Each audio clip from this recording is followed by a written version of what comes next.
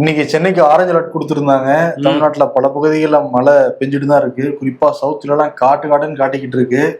சென்னையில orange alert காலையிலேயே orange நிறத்துல வெயில் அடிச்சுக்கிட்டு இருந்துச்சு.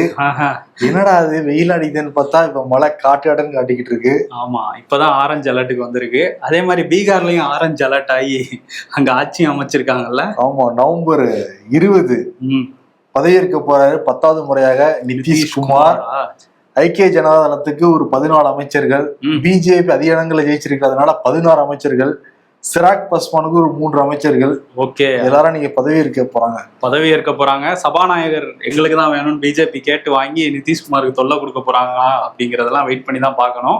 இதுல எதிர்கட்சி தலைவரா தேஜஸ்வி யாதவ ஐக்கிய ஜனதாதளம் இல்ல, அவங்களோட ராஷ்டிரிய ஜனதாதளம் கட்சி எம்எல்ஏக்கள் தேர்ந்தெடுத்திருக்காங்க. ஆனா ஜஸ்ட் மிஸ்ல தான் அவர் வந்து அந்த ஜஸ்ட்ல தான் வந்து நிக்கிறாரு இப்ப அந்த எதிர்கட்சி தலைவர் பதவியே. ஏன்னா 243ல 10% இடங்கள் வந்தாதான் எதிர்கட்சி தலைவரா இருக்க முடியும்.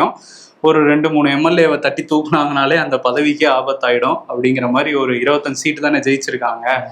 ஓகே, அங்க வந்து தேஜஸ்வி யாதவ் இப்ப எதிர்கட்சி தலைவரா போறாரு. ஓகே, பீகார் பத்தி பேசுற பெங்களூருக்கு வருவோம். தொடர்ந்து நம்ம பேசிட்டு இருக்கோம். டிஜிட்டல் அரெஸ்ட்ங்கிறது ரொம்ப மோசமா போய்கிட்டு இருக்கு. குறிப்பா வயசானவங்களை குறி வச்சதை பண்றாங்க அப்படின்னு. இப்ப பெங்களூர்ல 57 வயது பெண்மணிய கடந்த 6 மாசமா நாங்க சிபிஐல இருந்து கால் பண்றோம், உங்க பேர் இருக்கு, அரெஸ்ட் பண்ணிடுவோம்னு சொல்லிட்டு இந்தியாவிலே இதுவரைக்கும் வாங்காத ஒரு பணத்தை வாங்கிருக்காங்க அந்த மோசடியாளர்கள். 32 கோடி ரூபாய் வாங்கிருக்காங்களாம் இந்த டிஜிட்டல் அரெஸ்ட்ல. ஒரே நபர்கிட்ட இருந்து 32 கோடி அப்படிங்கிறது. ஏன்னா உச்சநீதிமன்றமே எச்சரிச்சிருந்தாங்க இந்த டிஜிட்டல் அரெஸ்ட்ங்கிறது. அதுவும் நாங்க நீதிமன்றம் சொல்லியிருக்கோம்லாம் வாரண்ட்லாம் காட்டுறாங்க, இதை சிபிஐ விசாரிக்கணும் அப்படின்லாம் சொல்லியிருக்காங்க. ஆனா சிபிஐன்னு சொல்லியே பணம் கொள்ளை போயிட்டு இருக்கு. இது ரொம்ப சீரியஸா தான் எடுத்துக்கணும். நிச்சயமா, குறிப்பா வயசானவங்களை குறி வச்சு மட்டுமே இது நடக்குது. யங்ஸ்டர்ஸ் எல்லாமே அவங்க அம்மா அப்பாவுக்கு கொஞ்சம் இந்த மாதிரிலாம் பயப்படாதீங்க அப்படின்லாம் நீங்க சொல்லலாம்.